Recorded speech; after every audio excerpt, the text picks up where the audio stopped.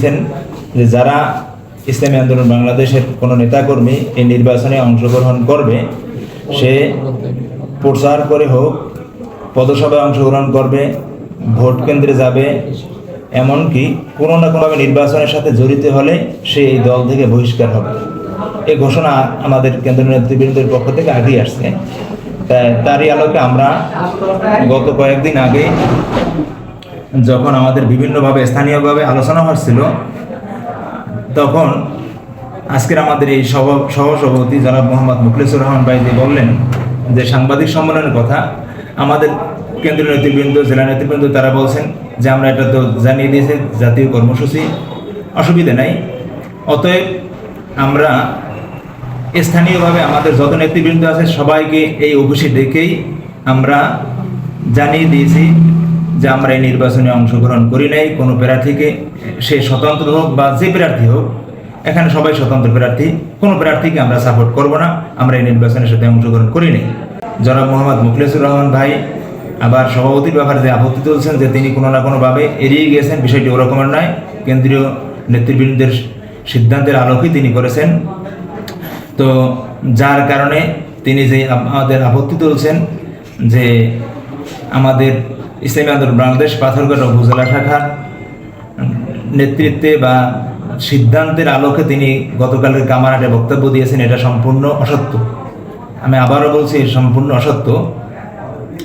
আর ইতিমধ্যে আরও কিছু ভাইরা যারা বিভিন্নভাবে নির্বাচনে অংশগ্রহণ করেছেন, গণসংযোগ করেছেন, বিভিন্ন প্রার্থীদের সাথে বৈঠক করেছেন, তাদের ব্যাপারে ইতিমধ্যেই বরগুনা জেলা থেকে তাদের এই কারণ দর্শানোর নোটিশ আসছে। অবশ্যই তাদের ব্যাপারে ব্যবস্থা নেওয়ার জন্যই, তাদের ব্যাপারে যে সিদ্ধান্ত সেটাই হবে, কিন্তু কারণ দর্শনের নোটিশ এজন্য জেলা কমিটি পাঠাইছেন, সেটা হচ্ছে তার থেকে মতামত নেওয়ার জন্য। সেই হিসাবে ইতিমধ্যে আমাদের মাঝে আমাদের পাথরঘাটা উপজেলা শাখার ইসলামী আন্দোলন বাংলাদেশের উপদেষ্টা জনাব মোহাম্মদ শাহ আলম মুন্সি, ওনার নামের কারণ দর্শানোর নোটিশ আসছে। জনাব মোহাম্মদ বাদল দফাদার, উনিও ইসলামী আন্দোলন বাংলাদেশ পাথরঘাটা উপজেলার উপদেষ্টা, ওনার ব্যাপারে নোটিশ আসছে। এরপর জনাব মোহাম্মদ মুখলেসুর রহমান সহসভাপতি, ওনার ব্যাপারে নোটিশ আসছে। এরপরে মোহাম্মদ জিয়াউল হোসেন, ওনার ব্যাপারে নোটিশ আসছে। হাফেজ মোহাম্মদ মাসুম বিল্লাহ, ওনার ব্যাপারে নোটিশ আসছে। এরপরে মোহাম্মদ ফারুক হোসেন, ওনার ব্যাপারে নোটিশ আসছে। এই কজনে মোটামুটিভাবে আমাদের এই নির্বাচনে বিভিন্নভাবে জড়িত হয়েছে, তাদের ব্যাপারে জেলা থেকে আমাদের ঊর্ধ্বতন নেতৃবৃন্দ তারা ব্যবস্থা অলরেডি নিয়েছেন। তারা কারণ দর্শানোর নোটিশ দিয়েছেন। আগামী 2-1 দিনের মধ্যেই যদি তারা কোনো উপযুক্ত কারণ দেখাতে না পারে, তাহলে তাদের ব্যাপারে যে সংগঠনের যেই আগেই যেই সিদ্ধান্ত নিয়েছিল সেই ব্যবস্থা তাদের জন্য কার্যকর হবে। এখানে উপদেষ্টা জনাব মোহাম্মদ শাহ আলম মুন্সির ব্যাপারে নোটিশ আসছে।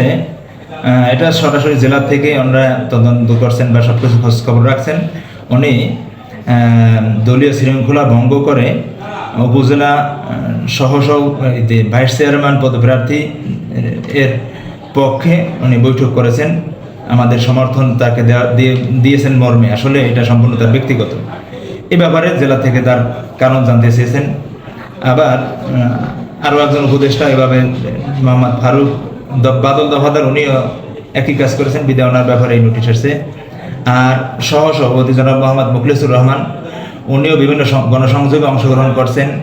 এরপরে পদসভায় বক্তৃতা করছেন গতকালকে, আপনারা সবাই জানেন। এই জন্য ওনার ব্যাপারে ওনাকে কেন বহিষ্কার করা হবে না, এই জন্য জেলা থেকে নোটিশ পাঠানো হয়েছে। আমরা ইতিমধ্যেই পাঠিয়ে দিয়েছি ওনার কাছে। আশা করি যদি জবাব দিতে উপযুক্ত না পারেন, ওনার ব্যাপারে সংগঠন সর্বোচ্চ ব্যবস্থা গ্রহণ করবেন। ইতিমধ্যেই আমরা আগেই নোটিশ দিয়েছি, কোনোভাবে যে জড়িত হবে তার ব্যাপারেই ব্যবস্থা। এমনকি ওয়ার্ড পর্যায়ের কোনো যদি দায়িত্বশীল এই নির্বাচনে এরকমের অংশগ্রহণ করে, সেটার যদি প্রমাণ পাওয়া যায়, তার ব্যাপারে ব্যবস্থা নিতে মোটেও দ্বিধাবোধ হবে না। আমরা ওয়ার্ড পর্যায়ের ব্যাপারে ইউনিয়নকে নির্দেশনা আগে দিয়ে রেখেছি। তো আলহামদুলিল্লাহ অনেক জায়গায় কার্যকরও হয়েছে। তো ইতিমধ্যেই শুনেছি চরদনী ইউনিয়নের 7 নম্বর ওয়ার্ডের একজন দায়িত্বশীল, উনি এর হুন্ডা মার্কার নির্বাচনে প্রদর্শক ব্যাপারে কথা বলছেন। এর প্রমাণ পাওয়া গেছে, ওনার ব্যাপারে চরদনী ইউনিয়নের কর্তৃপক্ষ ব্যবস্থা নিয়েছেন। এভাবে জি করবে, আমাদের কোনো মার্কার এখানে বিষয় নেই। আমরা এখানে কোনো প্রতীক চিনি না, কোনো ব্যক্তি চিনি না।